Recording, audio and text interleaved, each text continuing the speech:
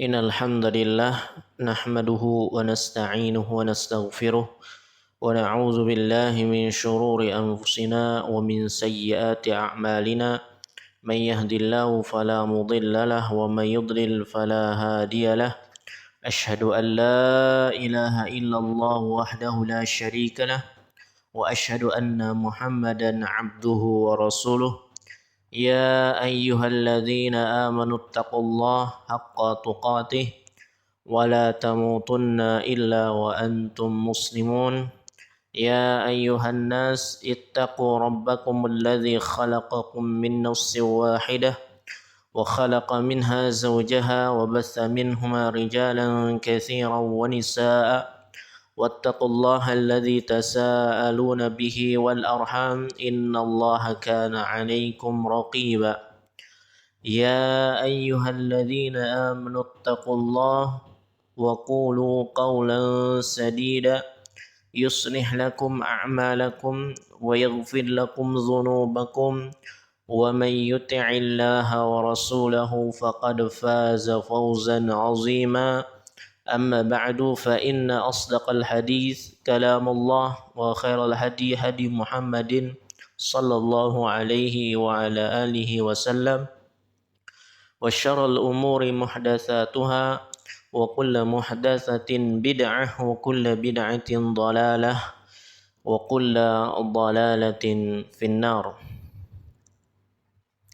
Alhamdulillah, patutlah pada hari ini kita bersyukur kepada Allah Azza wa Jalla atas limpahan rahmat, karunia, nikmat yang begitu banyak yang Allah berikan kepada kita semua, sehingga kita dapat melangkahkan kedua belah kaki kita ke tempat yang mulia ini, di rumah dari rumah-rumah Allah Azza wa Jalla, untuk menuntut ilmu syar'i, untuk menghilangkan kebodohan yang berada di dalam diri-diri kita. Salawat beserta salam tak lupa kita berikan kepada Nabi kita yang mulia, Nabi Muhammad sallallahu alaihi wasallam, beserta keluarganya, para sahabatnya, hingga umatnya yang senantiasa mengikuti tuntunannya sampai hari kiamat. Para jamaah sekalian, kaum muslimin dan muslimat yang dirahmati oleh Allah Azza wa Jalla, alhamdulillah kita telah masuk di bulan suci Ramadan, yang mana di bulan ini bulan yang penuh dengan keberkahan, bulan dilipat gandakannya pahala, bulan yang dimana pintu-pintu surga dibuka dan pintu-pintu neraka ditutup. Dan bulan ini, bulan yang kita sedang berada di dalamnya, adalah bulan yang penuh sekali dengan banyak keutamaan yang sangat luar biasa yang Allah berikan, yang Allah kabarkan, baik di dalam Al-Quran maupun di hadis-hadis Nabi sallallahu alaihi wasallam. Hendaklah kita mengisi bulan yang mulia ini dengan memaksimalkan ketaatan, dengan memaksimalkan ibadah kepada Allah Azza wa Jalla. Kita tingkatkan amaliyah ibadah kita di bulan yang mulia ini, seperti membaca Al-Quran. Membaca Al-Quran kita tingkatkan lagi. Kita lebih banyak lagi membaca Al-Quran. Salat malam, salat malam di bulan Ramadan, tarawih, jangan sampai kita tinggalkan atau luput, meskipun hukumnya sunnah muakkadah. Terus juga bersedekah, berinfak, dan kebaikan-kebaikan yang lainnya, kita harus jaga di bulan yang mulia ini. Jangan sampai kita isi hari-hari atau waktu-waktu di bulan Ramadan ini dengan hal-hal yang sia-sia, dengan hal-hal yang tidak ada manfaatnya sama sekali untuk kehidupan akhirat kita. Karena bulan Ramadan ini adalah bulan yang memiliki kesempatan yang sangat besar sekali. Kita memiliki kesempatan yang sangat besar sekali untuk mendapatkan ampunan dari Allah Azza wa Jalla, agar selepas Ramadan berlalu maka dosa-dosa kita telah diampuni oleh Allah Azza wa Jalla. Jangan menjadi orang-orang yang merugi selepas bulan Ramadan. Orang yang merugi, orang-orang yang tidak diampuni dosanya oleh Allah Azza wa Jalla. Sebagaimana hadis Nabi sallallahu alaihi wasallam, "Raghima anfu 'abdin dakhala alaihi Ramadan falam yughfar lahu." Celaka seorang hamba masuknya bulan Ramadan dan Ramadan telah berlalu namun dosa-dosanya tidak diampuni oleh Allah Azza wa Jalla. Ini adalah orang yang sangat celaka. Ini adalah orang-orang yang sangat merugi sekali. Oleh karena itu hendaklah kita manfaatkan kesempatan yang sangat besar sekali yang Allah berikan kepada kita semua melalui bulan Ramadan ini. Jangan sampai kita sia-siakan.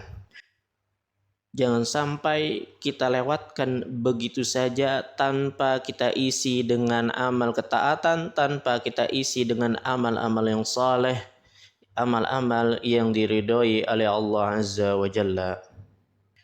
Para jamaah kaum muslimin dan muslimat yang dirahmati oleh Allah Azza wa Jalla, kita akan melanjutkan kembali pembahasan yang berkaitan dengan fikih seputar di bulan Ramadan. Alhamdulillah pada pertemuan yang lalu kita telah membahas beberapa pembahasan mengenai definisi puasa, syarat-syarat puasa, rukun-rukun puasa, kita telah membahasnya alhamdulillah. Dan pada kesempatan kali ini kita akan membahas sebuah pembahasan tentang salat tarawih. Apa yang dimaksud dengan salat tarawih? Kata tarawih diambil dari bahasa Arab, yakni kata at-tarawih, tarawih yang merupakan jamak dari at-tarwihah yang artinya adalah istirahat. Istilah tarawih ini istilah tarawih sendiri tidak ada di dalam dalil-dalil baik dari Al-Quran maupun hadis-hadis Nabi Sallallahu Alaihi Wasallam. Adapun istilah tarawih ini muncul belakangan, karena dahulu para salaf setiap selesai 4 rakaat salat malam yang panjang maka mereka pun beristirahat. Jadi dulu para sahabat salatnya itu panjang-panjang, Mbak. Salatnya itu panjang-panjang, enggak kayak kita yang kita lakukan paling banter banget 45 menit udah kelar salat tarawihnya. Akan tapi dulu para sahabat salatnya panjang-panjang, satu rakaat saja bisa ratusan ayat yang dibaca, Masya Allah. Ketika para salaf salat malam 20 rakaat, maka mereka akan istirahat sebanyak 5 kali. Maka kumpulan-kumpulan istirahat mereka inilah yang kemudian disebut dengan tarawih, Sehingga salatnya disebut dengan salat tarawih yang dikerjakan secara berjamaah di masjid yang dilakukan pada awal malam di bulan Ramadan. Para jamaah sekalian yang dirahmati oleh Allah Azza wa Jalla, para ulama bersepakat bahwa hukum salat tarawih adalah sunnah, ya. Bahkan ya, menurut mayoritas ini, kebanyakan dari para ulama, mereka menghukumi salat tarawih ini dengan hukum ya sunnah muakkad. Ya, artinya apa? Sunnah yang sangat ditekankan untuk kita kerjakan, ya. Sebagaimana hadis Nabi Shallallahu Alaihi Wasallam yang diriwayatkan oleh sahabat yang mulia Abu Hurairah radhiyallahu anhu, ia berkata, ya, kana Rasulullah sallallahu alaihi wasallam yuraghibu fi qiyami Ramadan min ghairi ay ya'murahum fihi bi'azimah fayaqulu man qama ramadana imanan wa ihtisaban ghufira lahu ma taqaddama min dzambih. Rasulullah sallallahu alaihi wasallam memberikan motivasi untuk mengerjakan salat pada malam Ramadan tanpa mewajibkannya kepada para sahabat. Beliau sallallahu alaihi wasallam bersabda, barang siapa yang mendirikan salat malam di bulan Ramadan karena iman dan mengharapkan ganjaran, mengharapkan pahala kepada Allah Subhanahu wa taala, maka akan diampuni dosa-dosanya yang telah lalu. Begitu juga dengan hadis yang diriwayatkan oleh Aisyah radhiyallahu anha, ia berkata, anna Rasulullah sallallahu alaihi wasallam shalla dzata lailatin fil masjid fa shalla bi salatihi nasun summa shalla min al-qabilah fa kathura an-nas summa ijtama'u min al-lailati ats-tsalitsah aw rabi'ah falam yakhruj ilaihim Rasulullah sallallahu alaihi wasallam falamma asbaha qala qad ra'aitu alladhi sana'tum wa lam yamna'ni min al-khuruji ilaikum illa anni khashitu an tufrada alaikum wa dzalika fi Ramadan.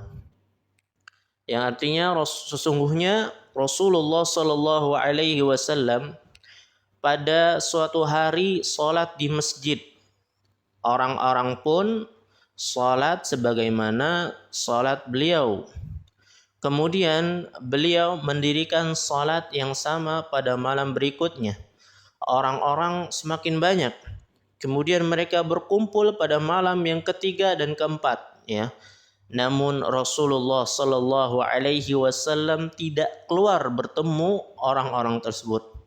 Pada waktu pagi beliau bersabda, aku telah melihat apa yang kalian perbuat dan tidaklah aku keluar untuk bertemu kalian melainkan karena aku khawatir kalian menganggap hal itu diwajibkan untuk kalian. Pada saat itu adalah bulan Ramadan. Itulah ya dalil-dalil yang berkaitan tentang hukum salat tarawih di bulan Ramadan. Ya, bahwasanya hukum salat tarawih adalah sunnah muakkadah, sunnah yang sangat ditekankan untuk kita kerjakan. Para jamaah sekalian yang dirahmati oleh Allah Azza wa Jalla, ya, dahulu ya Nabi kita Nabi Muhammad sallallahu alaihi wasallam pernah melakukan salat tarawih bersama para sahabat selama 3 malam berturut-turut. Pada malam pertama salat, sebagian para sahabat ikut salat bersama Nabi Muhammad sallallahu alaihi wasallam. Pada hari berikutnya hal tersebut menjadi perbincangan ya banyak di kalangan para sahabat, ya, dibincangkan, ya. Sehingga malam harinya salat tarawih yang dipimpin oleh Nabi Muhammad sallallahu alaihi wasallam bertambah banyak dari hari sebelumnya, ya, karena Nabi pada malam pertama melakukan salat tarawih, akhirnya terjadi omongan, ya, pembicaraan di kalangan para sahabat, ya. Akhirnya para sahabat ya ikut, ya, banyak yang ikut ketika itu, ya. Hari berikutnya pun demikian ya. Masjid semakin sesak karena banyaknya orang-orang yang ingin mengikuti sholat tarawih bersama Rasulullah Sallallahu Alaihi Wasallam. Maka pada hari keempat, para sahabat ramai datang ke Masjid Nabawi ya untuk sholat tarawih ya. Akan tetapi ya Nabi Muhammad Sallallahu Alaihi Wasallam tidak kunjung keluar dari rumah beliau.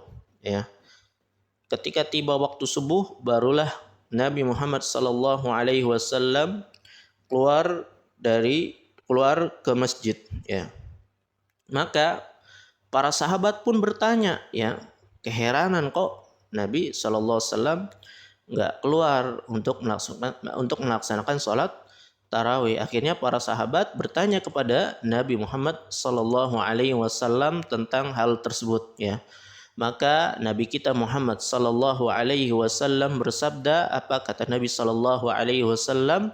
Fa innahu lam yakhfa alayya sya'nukum al-lailata walakinni khashitu an tufrada alaikum salatul laili fata'jizu anha. Sesungguhnya tidak samar bagiku dengan keadaan kalian semalam. Akan tetapi saya hanya khawatir ya salat ketika di malam itu akan diwajibkan atas kalian sehingga kalian tidak sanggup untuk melaksanakannya. Zahir dari kisah yang kita sebutkan tadi ya, bahwa Nabi Muhammad sallallahu alaihi wasallam mengerjakan salat tarawih ya. Salat tarawih tersebut pada bulan Ramadan terakhir ya beliau ya. Karena saking sayangnya Nabi Muhammad sallallahu alaihi wasallam kepada umatnya, maka beliau sangat khawatir ya jika salat tarawih tersebut ya akan menjadi wajib untuk umatnya.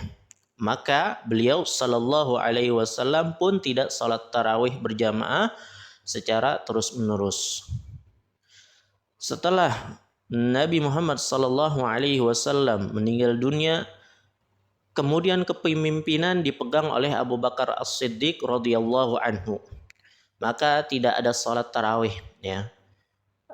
Kenapa bisa demikian? Hal ini dikarenakan pendeknya waktu kepemimpinan Abu Bakar radhiyallahu anhu dan ketika itu juga ya ada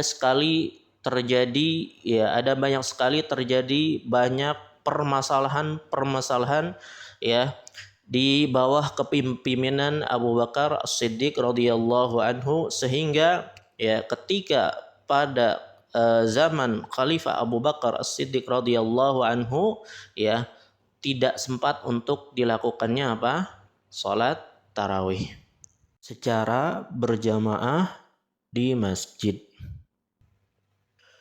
Kemudian ya di zaman Umar bin Khattab radhiyallahu anhu, orang-orang ketika itu sholat malam sendiri-sendiri. Ya, sholat malam ketika di bulan Ramadan itu masing-masing sendiri-sendiri. Ya.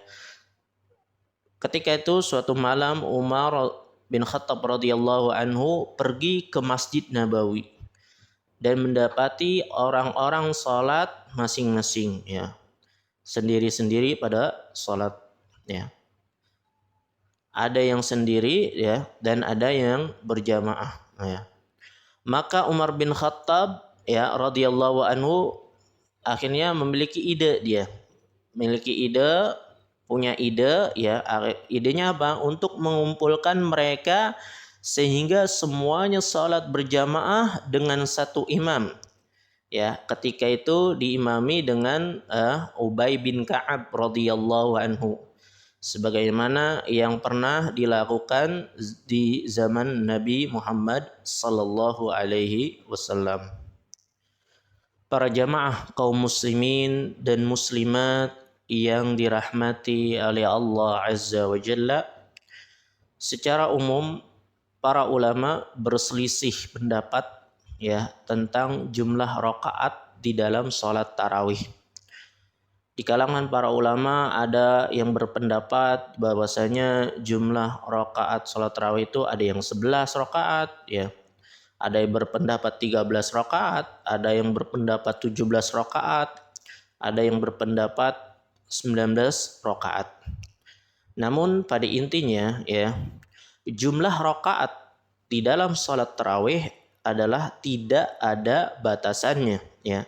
Namun yang terbaik, yang afdal, yang utama adalah kita melakukan salat tarawih sebanyak ya 11 atau 13 rakaat dengan salat yang panjang ya.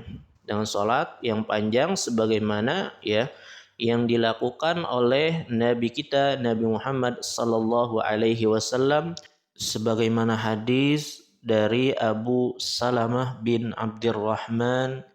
Dia mengabarkan bahwa dia pernah bertanya kepada Aisyah radhiyallahu anha bagaimana salat malam Rasulullah sallallahu alaihi wasallam di bulan Ramadan. Maka Aisyah mengatakan, maka Rasulullah sallallahu alaihi wasallam yazidu fi Ramadan wala fi ghairihi ala 11 rak'atan.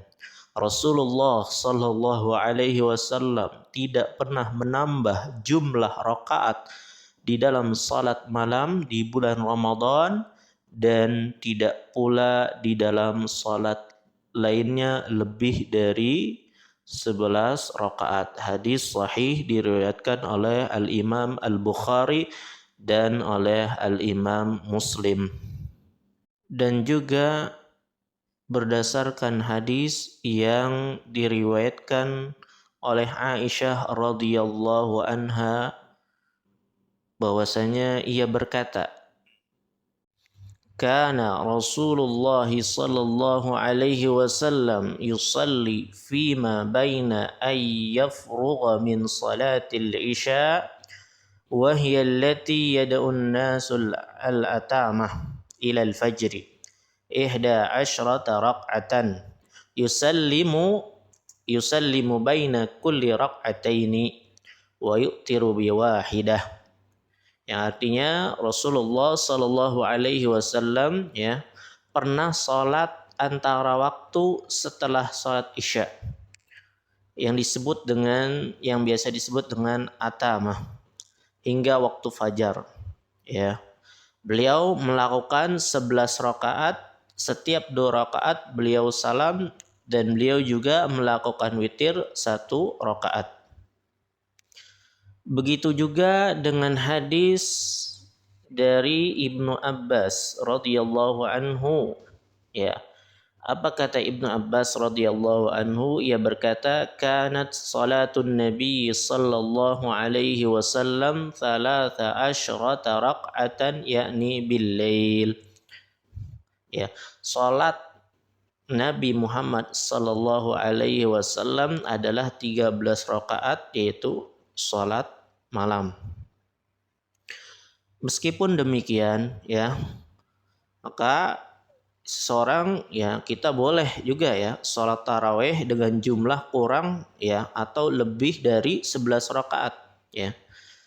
Dalil akan hal ini sangatlah banyak ya. Di antara hadis yang menyebutkan tentang salah seorang yang datang kepada Nabi Muhammad sallallahu alaihi wasallam menanyakan tentang jumlah rakaat salat malam ya. Maka Nabi Muhammad sallallahu alaihi wasallam menjawab ya. Apa kata Nabi sallallahu alaihi wasallam? Salatul laili mathna mathna. Fa idza khashiya ahadukum as-subha shalla rak'atan wahidah tu'tiru lahu ma qad shalla. Salat malam itu 2 rakaat ya. Jika salah seorang dari kalian khawatir masuk waktu subuh, hendaknya dia salat 1 rakaat untuk mengganjilkan salat yang telah dia lakukan. Ada 2 sisi pendalilan dari hadis Ibnu Umar yang barusan ya kita bacakan ya. Pendalilan yang pertama ya, orang yang bertanya tadi ya, orang yang bertanya tersebut dalam sebagian riwayat adalah A'rabi. Apa itu A'rabi? A'rabi artinya orang Arab Badui. Ya, sebagaimana kita diketahui bahwasanya orang Arab Badui itu ya tidaklah tinggal bertetangga dengan Nabi dan para sahabat. Tentu ia tidak tahu tentang jumlah rakaat salat malam Nabi Sallallahu Alaihi Wasallam.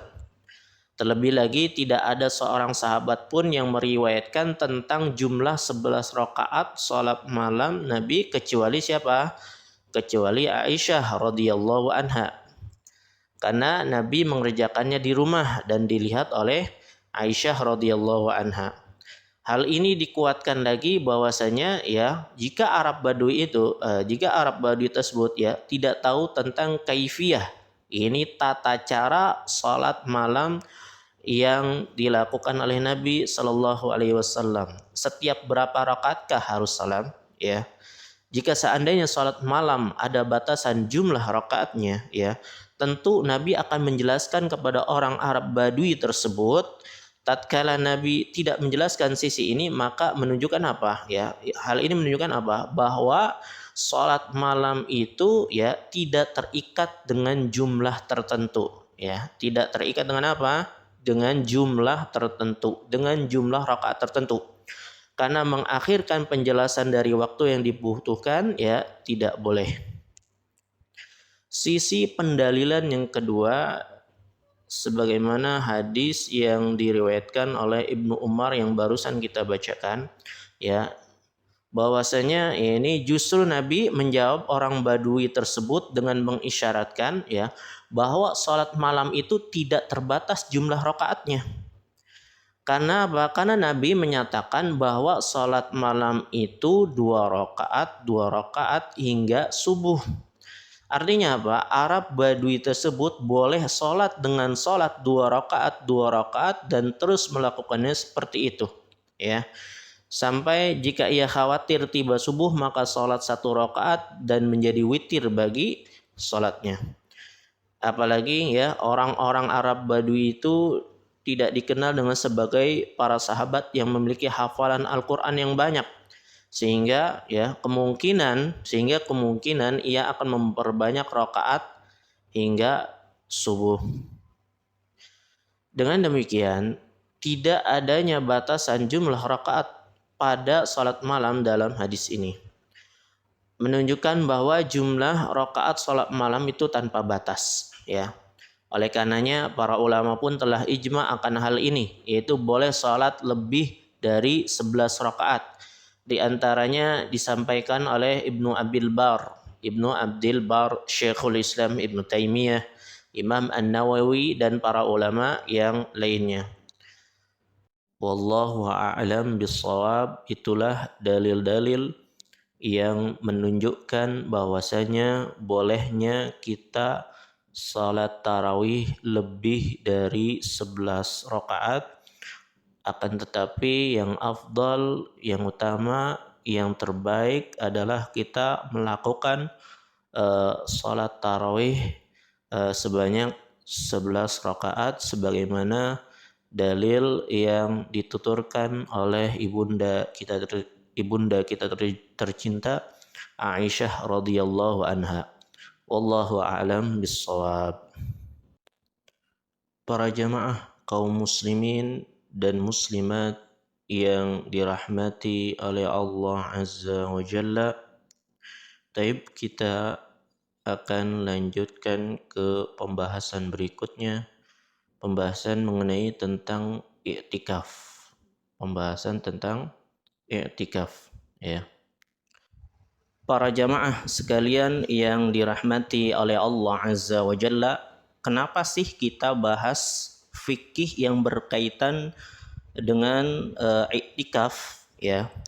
Karena apa? Karena ketika di 10 hari terakhir di bulan Ramadan, yang mana di 10 hari terakhir di bulan Ramadan ini merupakan hari-hari yang spesial dan sangat diperhatikan oleh Nabi kita Nabi Muhammad sallallahu alaihi wasallam dan para sahabatnya, ya.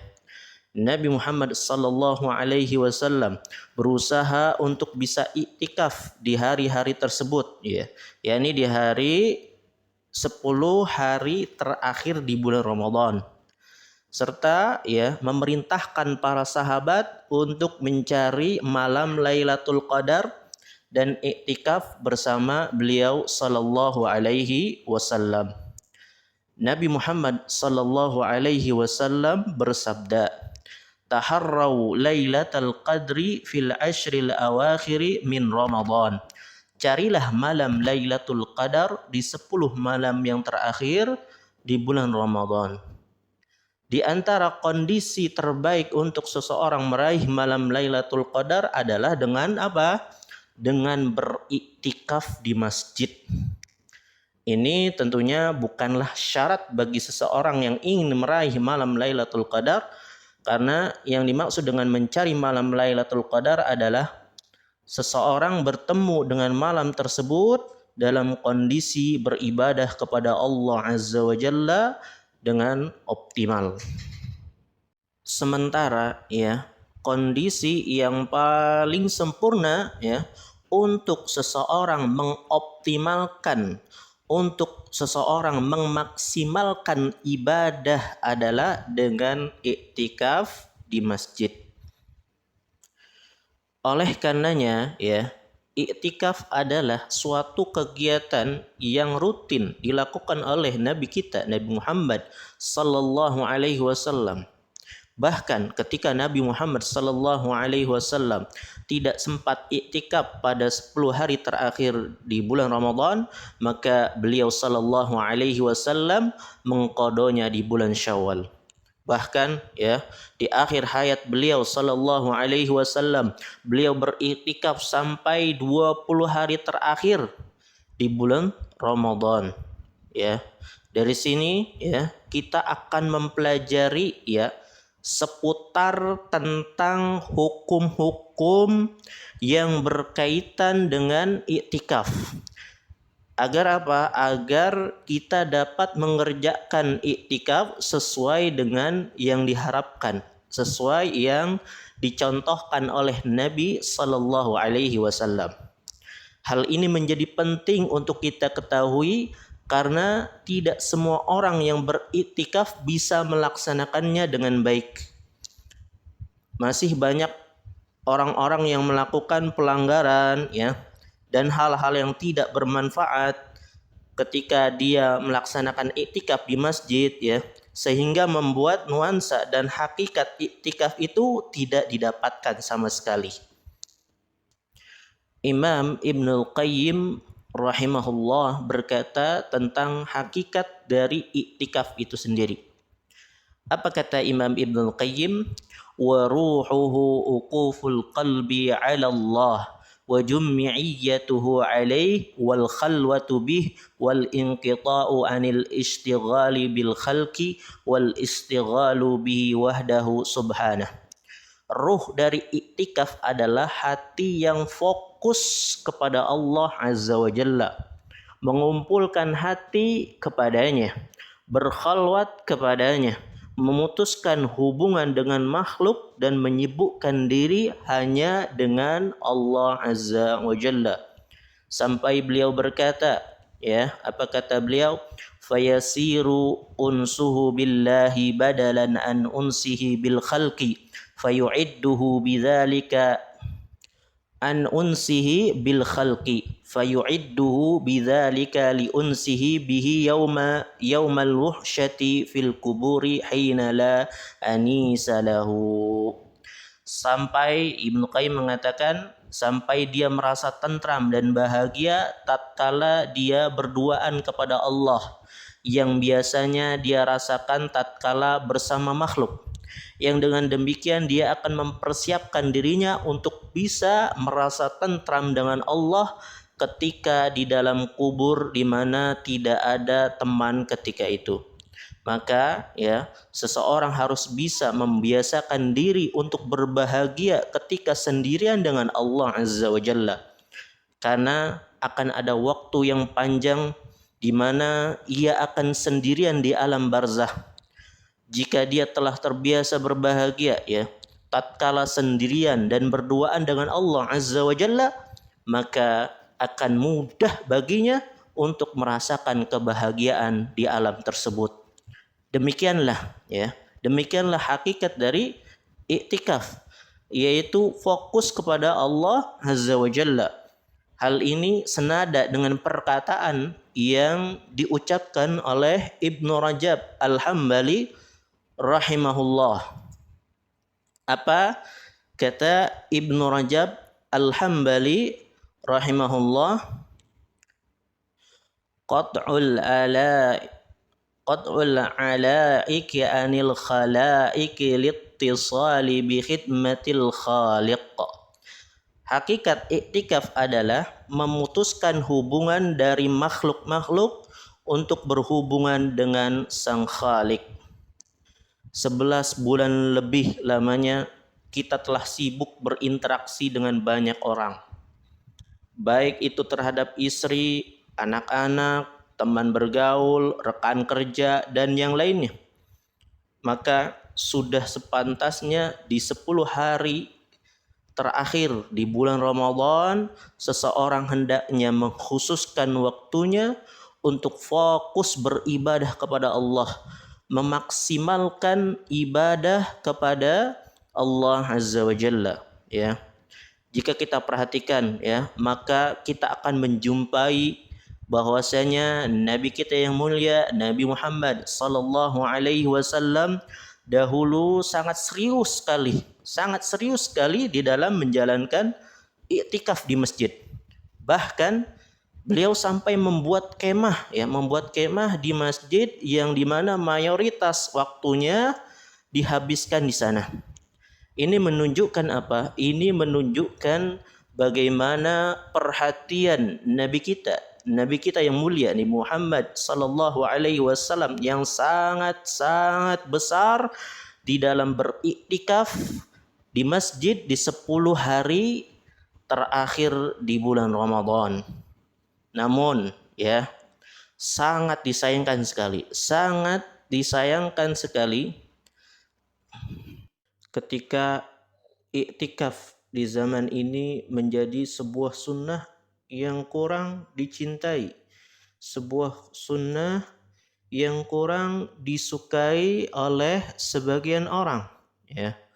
Mereka tidak merasa bahagia, mereka tidak merasa ya tenang dengan beriktikaf karena merasa harus meninggalkan kebiasaan-kebiasaannya, seperti kebiasaan berbahagia bersama orang lain ya, tempat tidurnya yang nyaman ya, rumahnya yang lapang ya, suasana yang ia rasakan, semua itu harus berubah agar ia dapat fokus berduaan dengan Allah Azza wa Jalla di tempat yang terbaik, yaitu di masjid ya.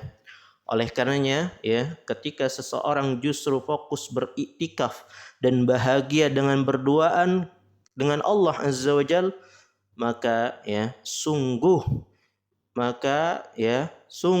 dia akan mendapatkan kebaikan yang sangatlah banyak. Para jamaah sekalian yang dirahmati oleh Allah Azza wa Jalla, kita akan memulai pembahasan tentang iktikaf. Apa sih yang dimaksud dengan iktikaf tersebut? Iktikaf secara bahasa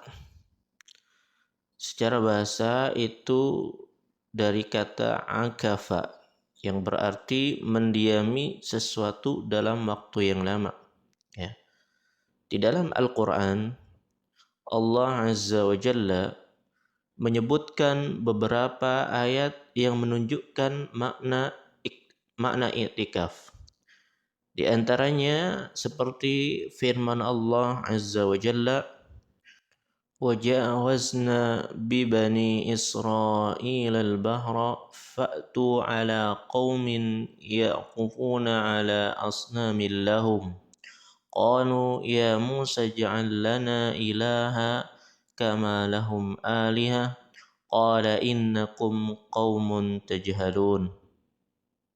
Dan kami seberangkan Bani Israel ke seberang lautan itu.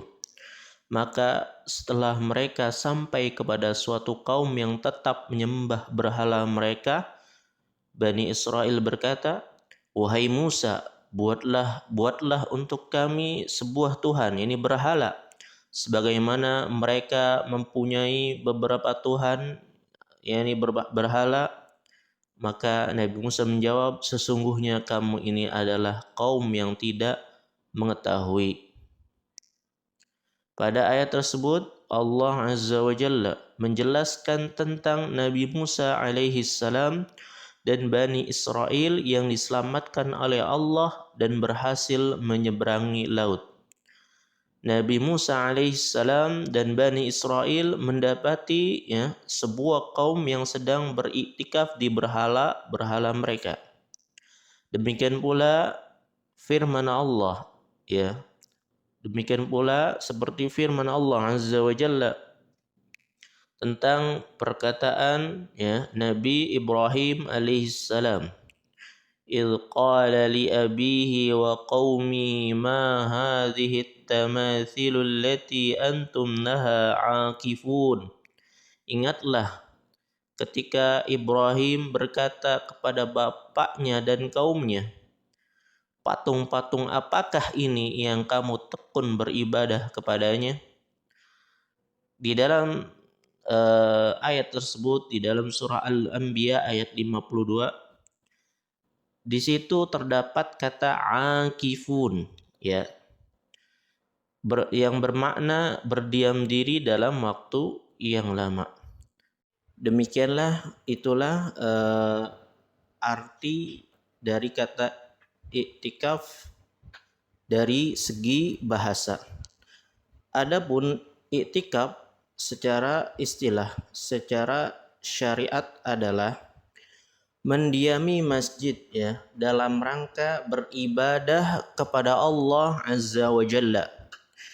Iktikaf adalah sebuah ibadah yang dari zaman dahulu sudah ada sebagaimana firman Allah Azza wa Jalla di dalam surah Al-Baqarah ayat 125.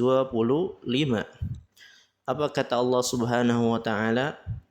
وَإِذْ جَعَلْنَا الْبَيْتَ مَثَابَةً لِلنَّاسِ وَأَمْنًا وَاتَّخِذُوا مِنْ مَقَامِ إِبْرَاهِيمَ مُصَلًّى وَأَعِدْنَا إِلَى إِبْرَاهِيمَ وَإِسْمَاعِيلَ أَنْ طَهِّرَ بَيْتِيَ لِلطَّائِفِينَ وَالْعَاكِفِينَ وَالرُّكَّعِ السُّجُودِ. Dan ingatlah ketika kami menjadikan rumah itu, yaitu Baitullah, tempat berkumpul bagi manusia dan tempat yang aman. Dan jadikanlah sebahagian maqam Ibrahim tempat salat. Dan telah kami perintahkan kepada Ibrahim dan Ismail, bersihkanlah rumahku untuk orang-orang yang tawaf, untuk orang-orang yang iktikaf, dan untuk orang-orang yang ruku dan yang sujud. Di dalam ayat yang mulia ini, di dalam surat Al-Baqarah ayat yang ke-125, di dalam ayat ini dijelaskan bahwa syariat iktikaf sudah ada sejak kapan? Sejak zaman Nabi Ibrahim alaihi salam. Maka dari itu sebagian ulama memandang bahwa syariat iktikaf juga merupakan syariat umat yang terdahulu dan bukan hanya syariat Nabi kita yang mulia Nabi Muhammad sallallahu alaihi wasallam. Demikian juga yang Allah Azza wa Jalla jelaskan tentang Maryam. Allah Azza wa Jalla berfirman tentang Maryam, fataqabbalaha rabbuha biqabulin hasanin wa anbataha nabatan hasana wa kaffalaha Zakaria kullama dakhala 'alaiha Zakaria al-mihraba wajada 'indaha rizqa. Maka Tuhannya menerimanya sebagai nazar dengan penerimaan yang baik dan mendidiknya dengan pendidikan yang baik, dan Allah Azza wa Jalla menjadikan Zakaria pemeliharanya. Setiap Zakaria masuk untuk menemui Maryam di mihrab, ia dapati makanan di sisinya. Sebagian ulama menafsirkan kondisi Maryam yang berada di mihrab adalah sedang beriktikaf. Karena Maryam selalu menghidmatkan dirinya untuk Masjid Al-Aqsa. Beliau mengambil mihrab di masjid tersebut lalu beriktikaf di sana. Ini juga menunjukkan apa? Ini juga menunjukkan bahwa syariat iktikaf untuk para wanita dan sudah ada sejak zaman dahulu kala. Tidak hanya itu bahkan ibadah iktikaf juga dikenal oleh kaum musyrikin di zaman jahiliyah. Umar bin Khattab radhiyallahu anhu pernah berkata kepada Rasulullah sallallahu alaihi wasallam, "Kuntu nadartu fil jahiliyah an a'takifa lailatan fil Masjidil Haram." Aku pernah bernazar pada zaman jahiliyah untuk beriktikaf selama semalam di Masjidil Haram. Maka ini semua apa? Ini semua menunjukkan apa? Menunjukkan bahwasanya iktikaf adalah ibadah yang ma'ruf. Iktikaf adalah ibadah yang dikenal dan sudah ada sejak zaman dahulu kala. Tidak hanya dikenal oleh umat Islam saja. Para jamaah kaum muslimin dan muslimat yang dirahmati oleh Allah Azza wa Jalla, kita akan membahas ke pembahasan yang berikutnya, yaitu tentang rukun-rukun iktikaf rukun-rukun daripada iktikaf. Iktikaf adalah sebuah ibadah. Maka dari itu terdapat aturan-aturan agar seseorang dapat dikatakan beriktikaf. Adapun rukun-rukun iktikaf diantaranya adalah lokasi yang digunakan untuk iktikaf. Lokasi yang digunakan untuk iktikaf adalah di masjid Secara umum jumhur ulama berpendapat bahwa iktikaf harus di masjid. Sebagian kecil dari mereka juga berpendapat bahwa iktikaf boleh dilaksanakan di selain masjid, seperti di musola rumah yang memang ruangan tersebut dikhususkan untuk tempat sholat. Akan tetapi yang lebih benar, pendapat yang lebih benar adalah pendapat jumhur ulama yang mengatakan bahwa iktikaf harus di masjid. Hal tersebut sebagaimana firman Allah Azza wa Jalla di dalam surat Al-Baqarah ayat 187. Allah Azza wa Jalla berfirman, "Wala tubashiruhunna wa antum 'akifuna fil masajid. Tilka hududullahi fala taqrabuha. Kadzalika yubayyinullahu ayatihi lin-nasi la'allahum yattaqun." Janganlah kamu campuri mereka itu sedang kamu beriktikaf di dalam masjid. Itulah larangan Allah, maka janganlah kamu mendekatinya. Demikianlah Allah menerangkan ayat-ayatnya kepada manusia supaya mereka bertakwa. Dari sini dipahami oleh para ulama bahwasanya masjid merupakan syarat untuk iktikaf karena dari ayat ini seakan-akan menunjukkan bahwa iktikaf di masjid adalah perkara yang ma'ruf, perkara yang dikenal. Masjid yang dimaksud di sini adalah masjid manapun yang terbuka untuk umum, dikumandangkannya azan, dikumandangkannya iqamah ya untuk melaksanakan salat 5 waktu di dalamnya. Meskipun ya tidak dilaksanakan salat Jumat di dalamnya, dan ini adalah pendapat yang lebih kuat ya. Wallahu a'lam bishawab. Terus kemudian ya, bagian mana dari masjid yang bisa digunakan untuk beriktikaf ya? Seluruh bagian yang lokasinya memang dibangun untuk tempat sholat, ulama bersepakat atas bolehnya beriktikaf di situ. Namun terdapat ikhtilaf, perbedaan pendapat yang sangat kuat di kalangan para ulama tentang bagian dari masjid ya yang area tersebut tidak digunakan untuk sholat, seperti perpustakaan masjid ya atau kantor masjid ya. Pendapat yang dipilih oleh Lajnah Daimah dan juga dikuatkan oleh Syekh Muhammad bin Saleh Al-Utsaimin rahimahullah adalah semua area tersebut ya. Selama masih berada di dalam bangunan masjid ya, maka boleh digunakan untuk iktikaf. Terus kemudian ya, bagaimana dengan musola? Ya, bagaimana dengan musola? Selama musola itu dibuka untuk umum, dikumandangkannya di dalamnya azan, dikumandangkan di dalamnya iqamah untuk melaksanakan salat 5 waktu ya, maka boleh digunakan untuk iktikaf. Selama itu bangunan tersendiri ya dan dibuka untuk umum, maka hukumnya mengikuti hukum masjid ya. Berbeda halnya dengan musola kantor ya, musola sekolahan ya misalnya, yang tidak terbuka untuk umum, maka tidak boleh ya dijadikan untuk tempat beriktikaf.